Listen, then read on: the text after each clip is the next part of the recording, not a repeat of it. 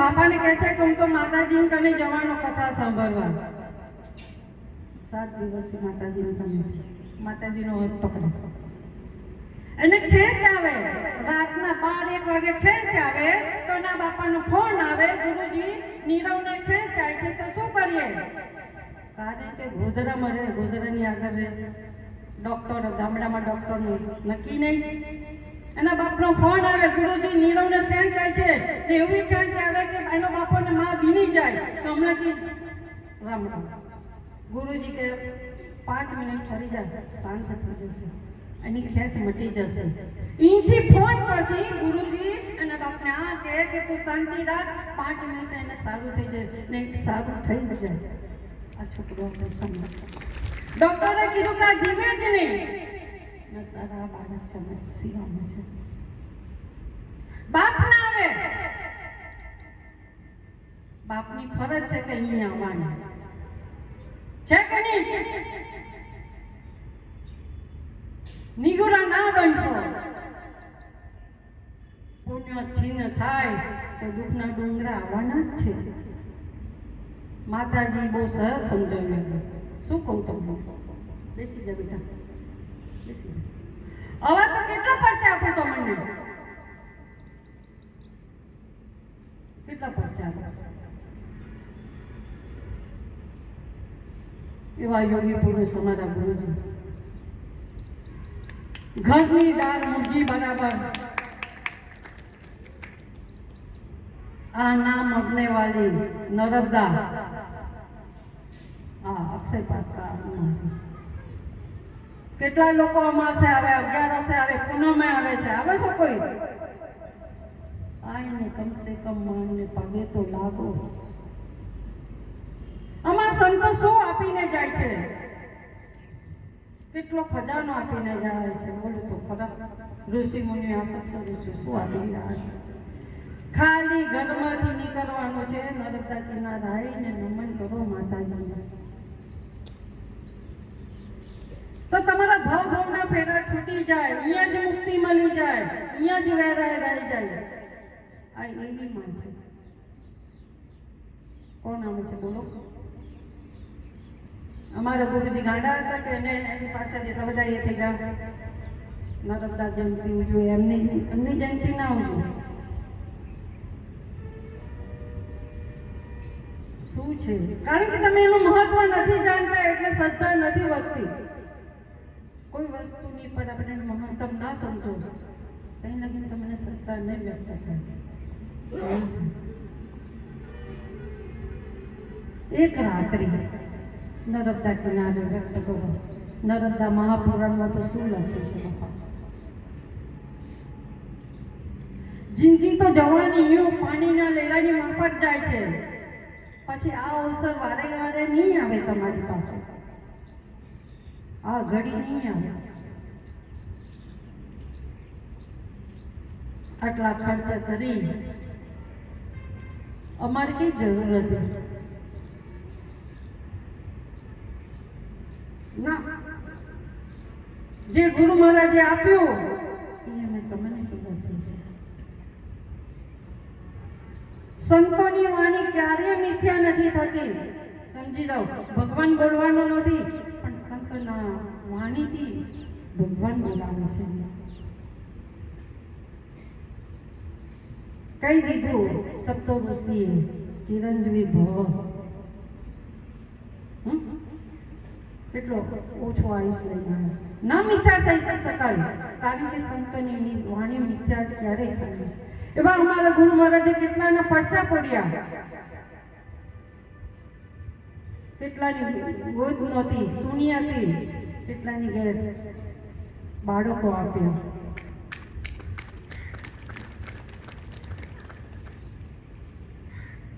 અમારા ધર્મેશભાઈ એ બહુ દવા કરાય, હતાશ થઈ ગયા હતા. ફરતા ફરતા અહીં નર્મદા કિનારે આવ્યા, ગુરુજીના સાનિધ્ય મળ્યું. ગુરુજીને કીધું કે ગુરુજી અમે થાકી ગયા, દવા કરીને પણ થાકી ગયા. તો સંતો આપે એમના તપમાંથી પૂરો સંકલ્પ કરીને તમને પીરસતા હોય છે. મેં તમને ના કીધું ભજન પણ તમારા માટે કરતા હોય લોકો, એમને કઈ જરૂર છે?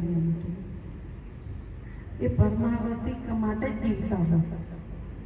કોઈ સંતોને હોય ગમે તો નાનો ના સમજતો કે સિમ ફૂલ જા તો એની કને જવું.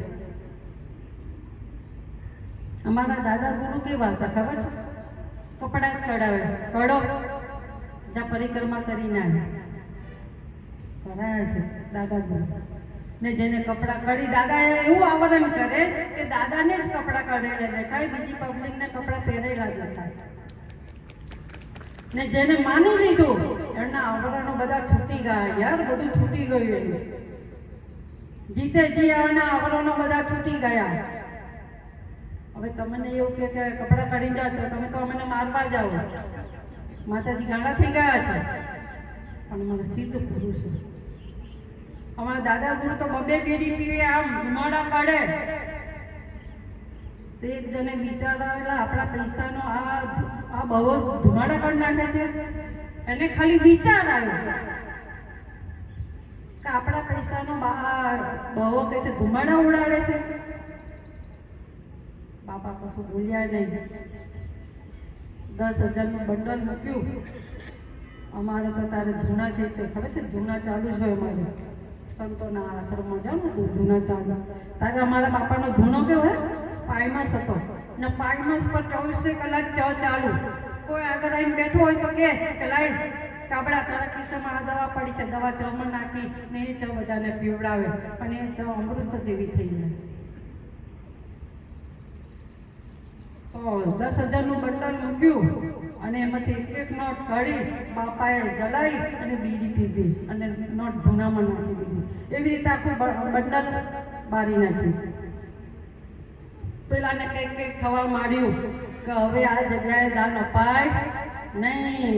એની ખોપડીમાં ઉદ્વેગ બધા વિચારો દોડવા લાગ્યા નેગેટિવ કે હવે આ જગ્યાએ દાન ના અપાય, દુરુપયોગ થાય છે. દાદા ગુરુ કશું બોલતા નહોતા, મૌન જ રહેતા. પછી એને કીધું કે બાપજી આદેશ આપો, અમે જઈએ છીએ. તો કીધું સવારે જવાનું છે બસ થોડી વારમાં. ને જ્યારે અમે ગુરુજી કરના આવીએ ને ત્યારે પણ રજા આવવાનું આપણી મરજીથી, જવાનું એમની મરજીથી, સમજી જાઓ. ને છતાંય તમે જાઓ ને તો રાત્રે 2 વાગે તો તમે ઘેર ના પહોંચો. તો પેલા કીધું હું ઘેર આદેશ આપો, હું ઘેર જાઉં. તો કે સવારે જજો. સવારે જવા તૈયાર થાય છે તો કીધું ઉભો રે, પ્રસાદ લેતો જા. તો એક સેવક હતો કે છે તું ઉપરથી પેલો પ્રસાદ લઈ આવ. તો ઠેલામાંથી પ્રસાદ કાઢીને આવ્યો. એ 10,000નું બંડલ પેલા ભાઈને પાછો આપ્યો કે આ તારી પૈસા લઈ જતો. પેલો પગે પડી ગયો, ગુરુજી માફ કરી દો. એ જ બંડલ, 1 નંબરની નોટો. પેલો આવાજ થઈ ગયો, જે કાગળમાં વીંટાળી લાતો ને એ જ કાગળ પાછું બાપુને એમાં પડી ગયો કે મારી ભૂલ થઈ, મને માફ કરી દો કે છે.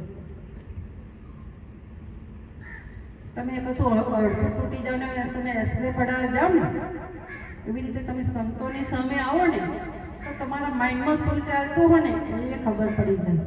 તમારા માઇન્ડમાં નહીં, તમારા શરીરમાં શું ખામી છે એ પણ ખબર પડી જાય. કઈ જગ્યાએ અડકું તૂટ્યું છે. અમારા ગુરુજી કન તો બધી ફાઇલો લઈને આવતા હતા. ગુરુજીને કે ઓપરેશન કરાવવાનું કે નહીં કરાવવાનું? તો ગુરુજી કે નહીં કરાવવું, બધું ચાલશે. હજુ એવા વ્યક્તિઓ તો સારી રીતે જીવી રહ્યા છે. ગુરુનો મહિમા શું બાપા! નિગુરા ના રહેશો નહીં તો 84 ગોળમાં યમરાજના દંડા ખાવા પડશે. આ જીવને કઈ આગળ બાંધી દેજો. કઈ આગળ બાંધવાનું? આ જીવને કોઈ સંતના સાનિધ્યમાં લઈ જજો અને કંઠી રૂપી માળા ધારણ કરી લેજો. તો યમરાજ તમારું કઈ નહીં બગાડી શકે. અમારા ગુરુજી તો એવા કવચ કરીને આપ્યા લોકોને કે ગાડીનો કૂચો વળી જાય પેલો એને ખરો જ ના આવે. એ વ્યક્તિને ખબર જ ના આવે. જેની કને કવચો હશે ને એ તો અત્યારે યાદ કરતા આવશે બાપાને. સંતો તો આપણે માતાએ કીધું ને કે આપણે નિમિત્ત જ છે બધું, આપણે કશું કરતા નથી. એક વાત કરો, જે બ્રહ્માંડમાં રચિતો હોય તો તમારી કને ભીખ શું કામ માંગે? એને તો ખાલી સંકલ્પ કરાવવું છે, તમારી લક્ષ્મીની શુદ્ધિકરણ કરાવી ને કે વ્યાસ સહિત જતી રહે. સમજી જાઓ, માએ બહુ સરસ કીધું, ટેક્સ ભરવો પડે. આ સરકારનો ભરો ને એ તો સુપ્રીમ પાવર છે, એનો ટેક્સ પેલો ભરવો પડે. જો તમારી આ સરકાર ટેક્સ લેતી હોય તો એ તો સુપ્રીમ પાવરની છે ભાઈ. વ્યાજ સહિત લે ને આપી દેજો. ચોખ્ખી વાત, આપી દેવું. આમાં કોઈ નહીં. સ્પષ્ટતા જીવનમાં એટલે સ્પષ્ટ રાખો તમારા માટે. શું તમે આપીને જશો? આજે બાળકોને શું આપીને જશો? તમે કોઈ છોકરાને શીખવાડ્યું કે કોઈ સંત મને તો નમન તો કર. આયુષ્માન ભવ, ચિરંજીવી ભવ. કાળ આપણી માથા પર 24 જણા ભમતો હોય છે, ખબર નહીં શું હોય. પણ આવા સંતોના સાનિધ્ય હોય, સંતોની નજર પડી જાય તે કાળ તો થોડો દૂર જતો રહે. તમને સ્પર્શ ના કરી શકે, કારણ કે સંતોની વાણી મિથ્યા નથી થવાનું. હું નથી કહેતી, આ મહાપુરાણ કહે છે, સંતો વેદોમાં કહે છે.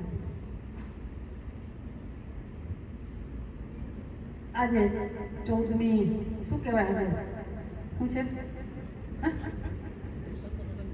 ના, એ તો વસંત પંચમી તો ખરી, પણ આજે ખાસ તારીખ છે. બોલો શું કહેવાય? બોલો ને. કેલેન્ડર કહેવાય, શું કહેવાય? એ તારીખ આજે. મારી માતાને કઈ તમારા બાળકોને લાયા અહીં આગળ 7 દિવસ થયા, કેમ નથી લાયા? પછી માયો રડવું પડશે તમારે. બાળકોને એવું કહેવું જોઈએ કે આજે ફ્રેન્ડને ફૂલ ના, આજે મા બાપને ફૂલ આપો. તમારા જે ઈષ્ટદેવ હોય એને ફૂલ આપો. તમારા ગુરુ મહારાજને ફૂલ આપો. જે તમારા ઘેર વડીલ હોય એની આગળ જઈ એને ચુંબન કરો ને એને ગુલાબ આપો. એના માટે આજે 5-10 મિનિટ કાઢો ને એના કંઠી તું આશીર્વાદ લે. લલ્લુ, આજે બપોરે છોકરી જતી હતી, મેં એને કીધું અહીંયા બેટા. મેં એને બોલાવી એને રડવાનું ચાલુ કરી દીધું. શેના માટે જાય છે? કે છે નીચે બેસવા જાઉં છું. મારી આ જગ્યા છે ને પણ તપસ્યાની છે, પણ કોઈ તપ કરવા નથી આવતું તો અમારે આવજો ફરવા આવે. ફરવા આવે તોય વાંધો નહીં, પણ બેસતા પણ વિવેકથી બેસવું જોઈએ. મેં કીધું બેટા શું વાત છે આજે? હજુ તો બેટા કહીને મેં એને સંબોધી તો એને તો આંસુ ધારા ચાલુ કરી દીધી. પૂછો, કાલ 2 દિવસ પહેલા પણ એક છોકરી આવી. માતાજી બહુ કડક છે, એવી બધી ઈંથી લહેર જાય, ખોટી ખોટી વાતો, એક સ્ટેપ લગે જાય. માં કોઈ દિવસ કડક ના હોય. તમે તમારા છોકરા પર 24 કલાક કડક રહો છો? થોડી ગલતી કરો તો ગુસ્સો થાવશો કે નહીં થતા? કપડું મારું છે ને મેં મને 2 દિવસ પહેલા પણ એક છોકરી આવી, અને પણ રસ્તો બતાવ્યો. ખૂબ રડી લીધું કે માં આજે હું ઠીક થઈ ગઈ. બહુ જરૂરી છે માતાઓ, છોકરાઓને સંતોની કને લાવો, એમનું ભવિષ્ય બની જશે. તમે નહીં બનાવી શકો, એ ડિગ્રી નહીં બનાવી શકે. ડોક્ટર બનો, એન્જિનિયર બનો, પણ એ ભવિષ્ય નહીં બનાવી શકે. કોઈ સંત આવો, અહીંયા આવો, એમના આશીર્વાદથી જ એમનું ભવિષ્ય બનશે. માતાઓ આવી અને માગે પાલો પાથરી કે મારા છોકરાનું આમ થઈ જાય, તેમ. એની દ્રષ્ટિ પડે.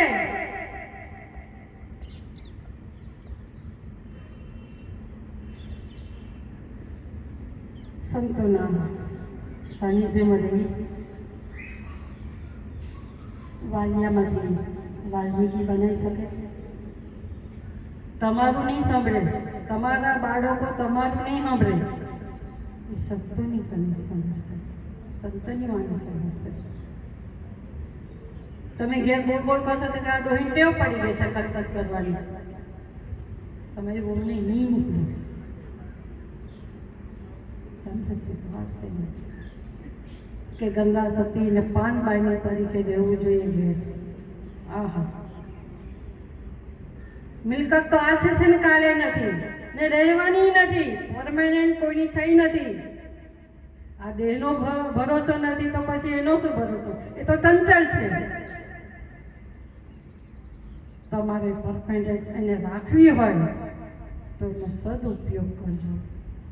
ભોગતા બનશો, સદુપયોગ કરજો લક્ષ્મીનો, તો સદાય તમારી જે લક્ષ્મી રહેતી રહેશે.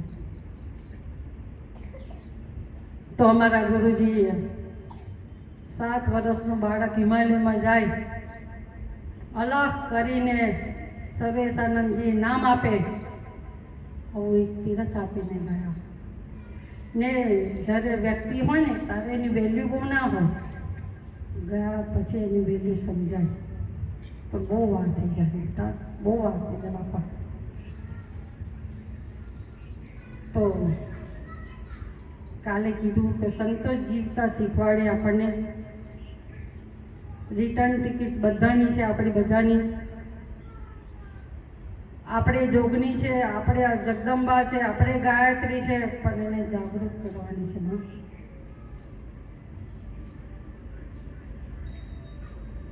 જેમ જગતની પાછળ તમે પડશો તો દુઃખના સિવાય કશું જ આવવાનું નથી, અને ભગતની પાછળ પડશો, સંતોની પાછળ, તો તમારે લીલા લહેર છે.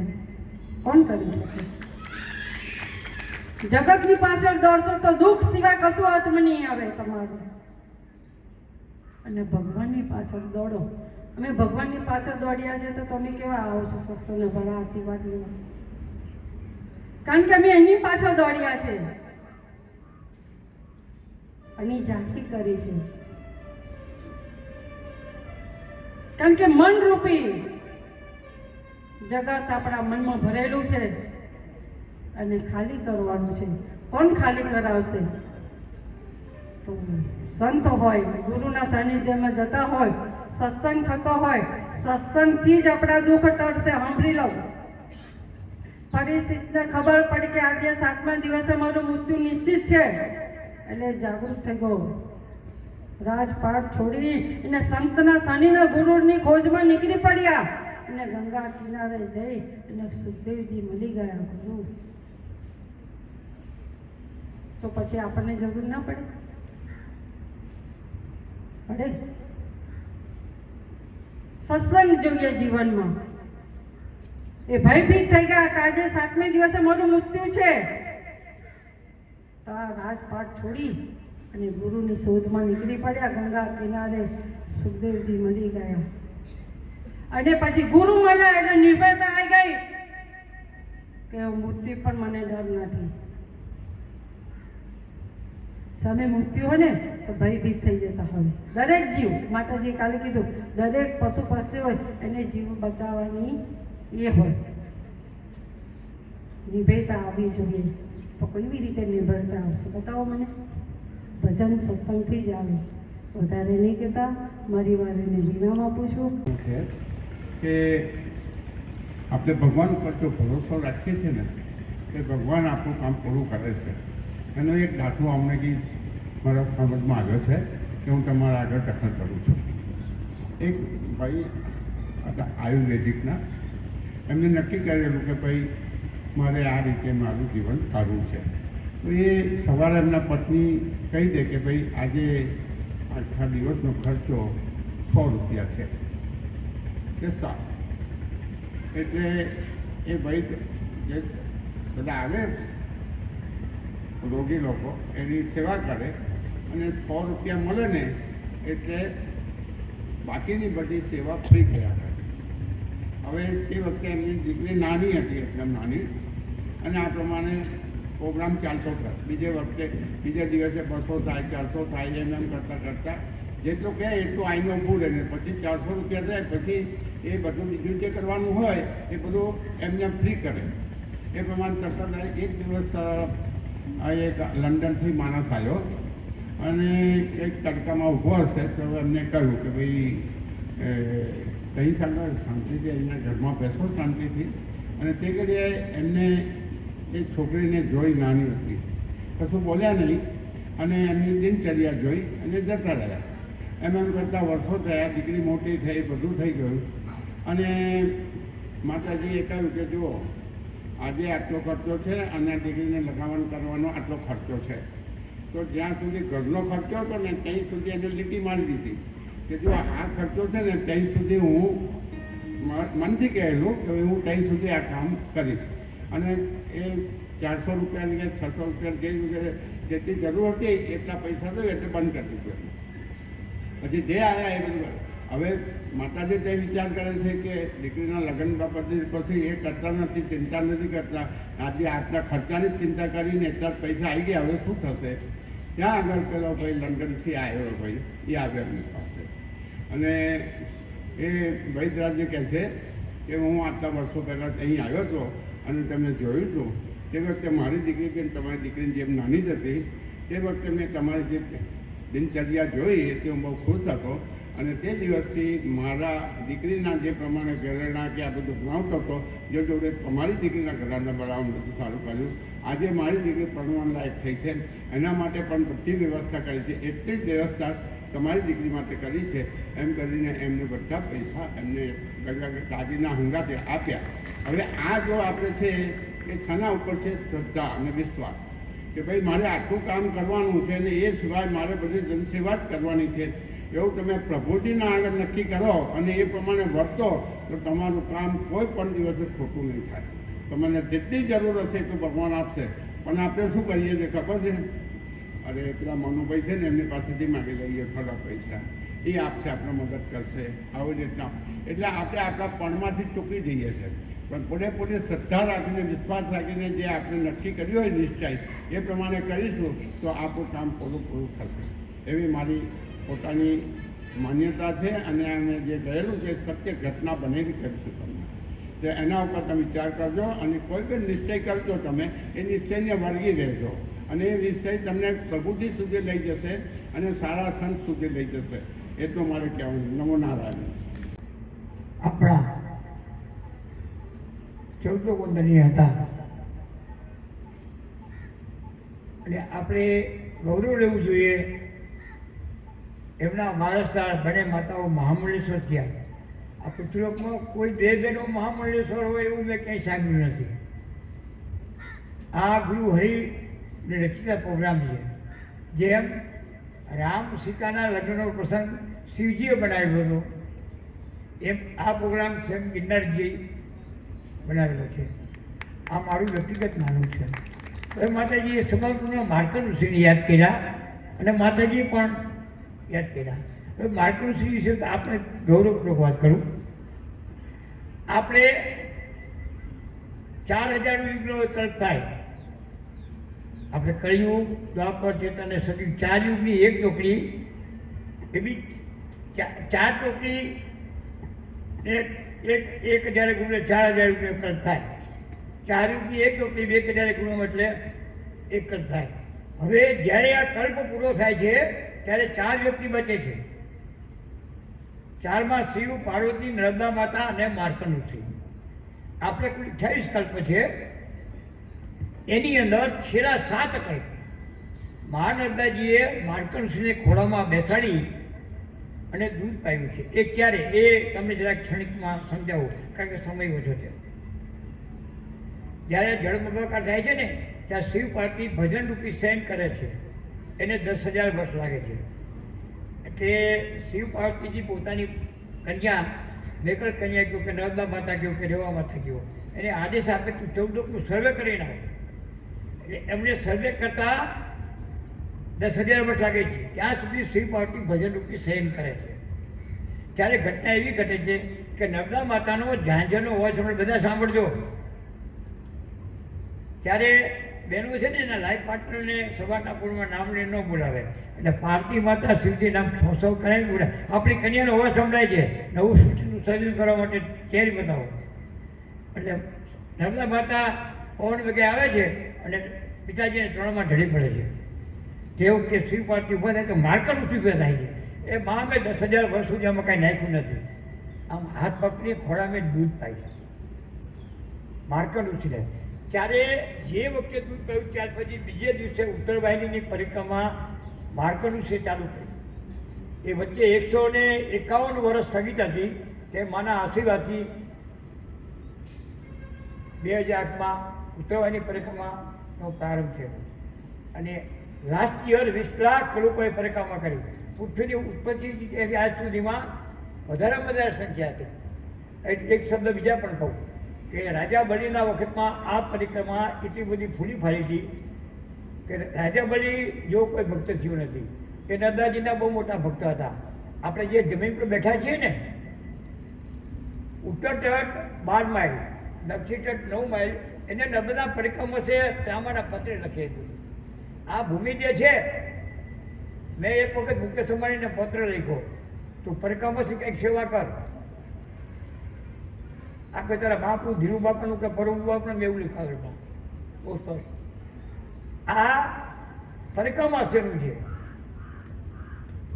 આ ફેક્ટરીઓ નર્મદા કિનારે છે ને, પરિક્રમાથી એને આમ ધક્કો મારી કાઢવાનો હક છે. લાયસન્સ રિન્યુ કરાવવાની જરૂર નથી. આ પવિત્ર ભૂમિ ઉપર આપણા ગુરુજીએ જે આશ્રમ બનાવ્યો, એમને ગિરનારની 47 વખત પરિક્રમા કરી. એ ગિરનારજી એમને પ્રમોશન આપ્યું. ગિરનાર એના વિશે તો આપણે જેટલું બોલીએ એટલું ઓછું, પણ ગુરુજીનું એ મોટા તપના જોરે પ્રમોશન આપીને અહીંયા ભરાયેલા. એને આપણે ઘણું બધું આપ્યું. નવું ભૂગુરુ ક્ષેત્ર એમને બનાવ્યું. આજે ગુજરાતની અંદર શ્રેષ્ઠમાં શ્રેષ્ઠ નર્મદા જયંતિ આપણે ત્યાં ઉજવાય છે અને એનું ગૌરવ આપણને હોવું છે કે આપણે ઘણું બધું આપ્યું છે. હજી તમે 2 શબ્દો સરસ કહું કે જે ઉત્તરવાહિની પરિક્રમા છે, હું 1 નંબરનો મહત્વાકાંક્ષી માણસ હતો. નાનો હતો ને ત્યારે યુવા સ્વતંત્ર પક્ષની મેં સ્થાપના કરી ઇન્ડિયા લેવલે. સિદ્ધાર્થ ગોપાલાચાર્ય મને આશીર્વાદ આપેલા. પીલું મોદી એ અમારા મસાણી, દાંડેકર અને શિશિર દેસાઈએ કીધું કે પ્રથમ રોડમાં આ 4 નામ જે છે એમાંથી કોઈ પણ પ્રાઇમ મિનિસ્ટર બને, પણ સેકન્ડમાં કંઈક એસવાડિયા ભાઈ છે.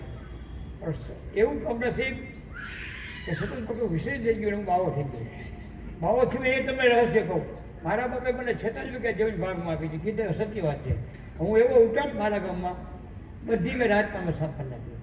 રહેવાનું મકાન બધું છોડી નર્મદા કિનારે આવી ગયું. હવે એ પણ નર્મદાજીએ બોલાવેલા.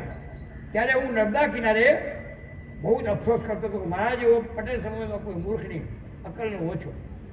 ત્યારે માતાજી પ્રગટ થયા.